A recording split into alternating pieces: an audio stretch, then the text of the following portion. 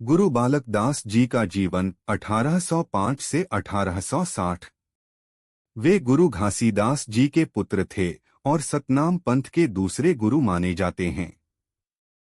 उन्होंने समाज में छुआछूत, जातिवाद और असमानता के खिलाफ आवाज उठाई।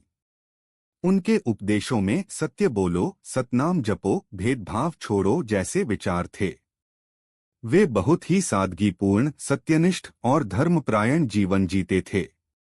1860 के आसपास उन्हें ब्रिटिश राज और स्थानीय रजवाड़ों के षड्यंत्र में शहीद कर दिया गया, क्योंकि उनके विचार जनजागरण ला रहे थे।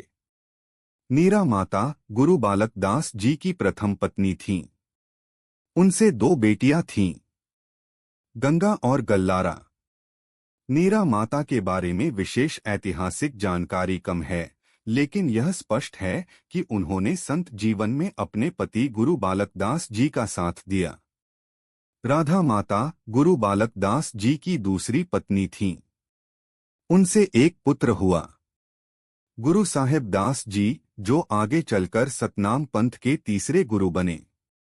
राधा माता को एक धार्मिक और समर्पित पत्नी के रूप में याद किया जाता है, जिन्होंने सतनाम पंथ की परंपरा को बनाए रखने में अपना योगदान दिया।